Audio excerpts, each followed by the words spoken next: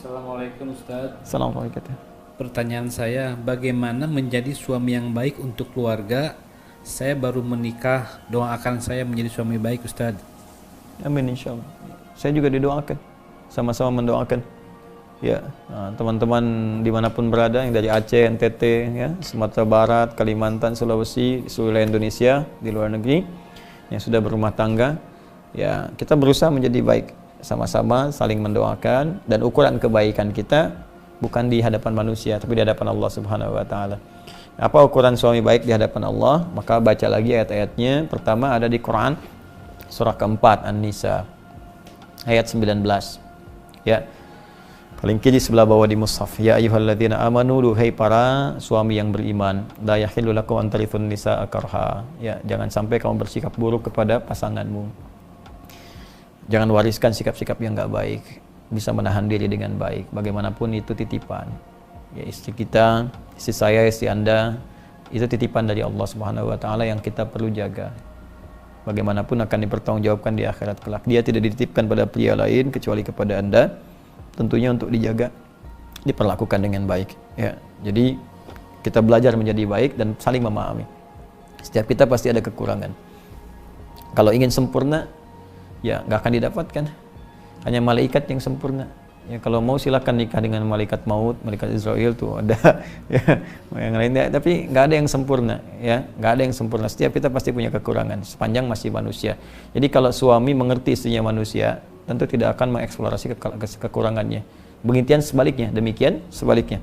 Ya, asa an takrahu syai'an wa yaj'alallahu fihi khairan katsiran, di ujung ayatnya. Boleh jadi kita tidak menyukai satu sikap tertentu dari istri atau istri kepada suami, tapi di balik itu ada pelajaran besar untuk menyempurnakan sifat-sifat kita.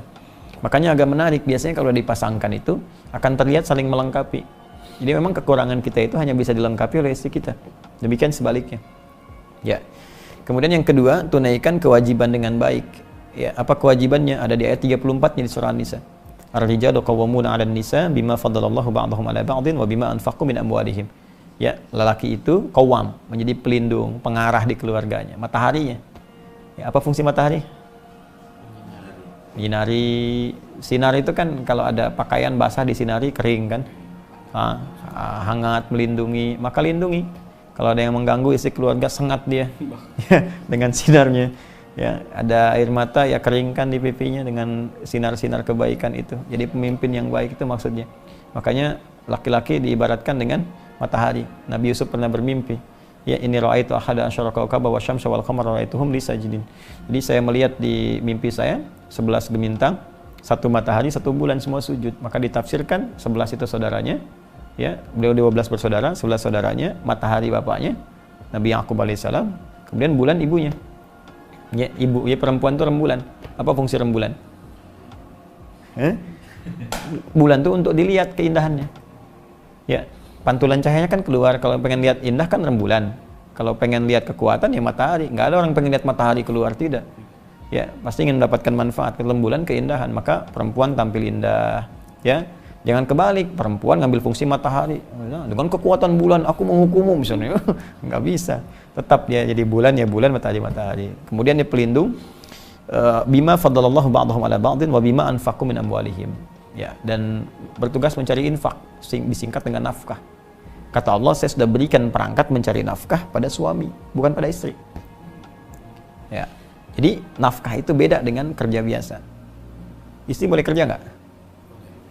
Boleh, tapi kebolehannya diikat. Apa ikatannya? Tanpa mengabaikan kewajibannya di rumah tangga kalau sudah menikah. Ada anak jangan sampai terabaikan, nggak dapat asinya, nggak dapat perhatiannya, pendidikan, kasih sayang ke ibu hilang. Ya, lebih dekat dengan asisten rumah tangga dibandingkan ibunya, itu salah.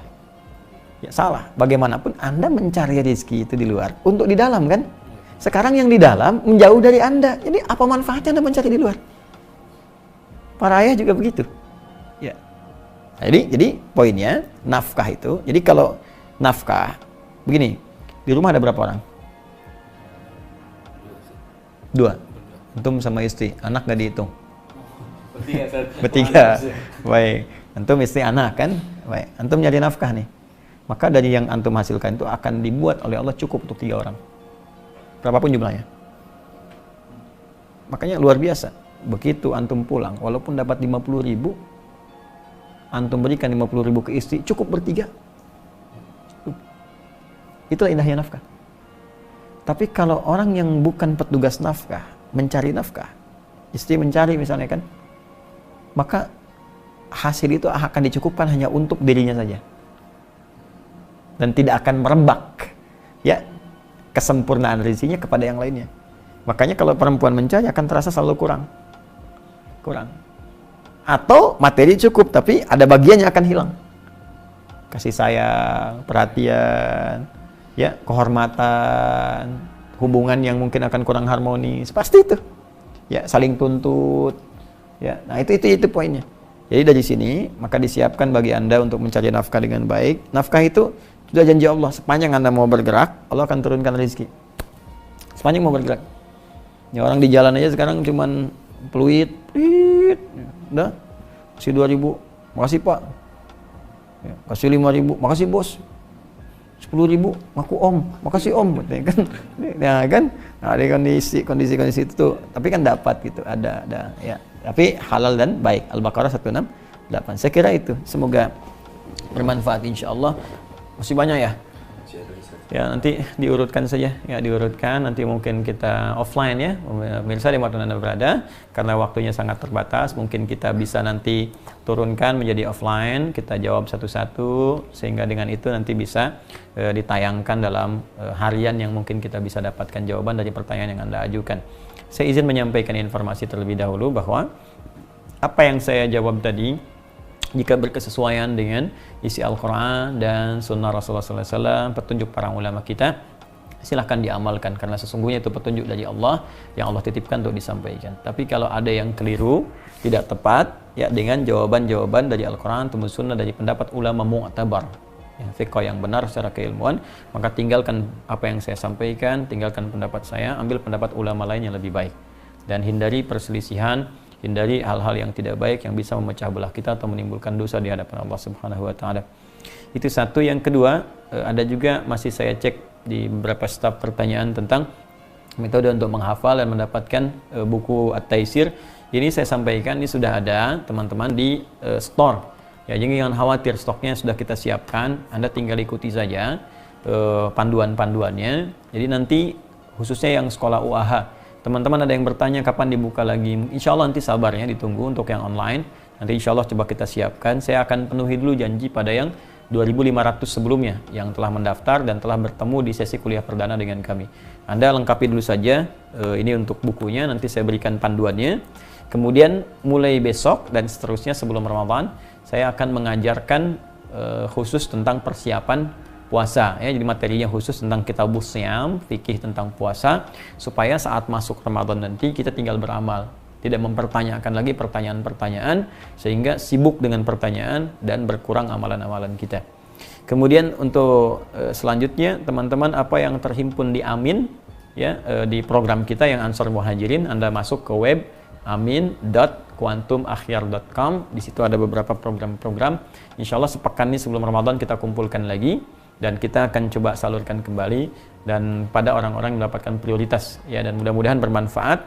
Dan khusus bagi teman-teman yang berdinas, ya, nakes, ya, tenaga kesehatan di rumah sakit, puskesmas, sekali lagi kalau ada hal yang bisa disinergikan, hal yang bisa saya atau kami supportkan, silahkan disampaikan. Ya, terutama yang APD, insya Allah saya nanti akan sepenuh maksimal menyiapkan.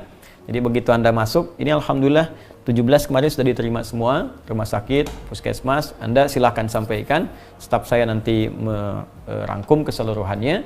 Setelah semua direkap seluruhnya, hari Senin nanti begitu waktu kerja, ya, kita nanti akan langsung kirimkan sesuai stok yang kita miliki. Mudah-mudahan nanti bermanfaat insya Allah.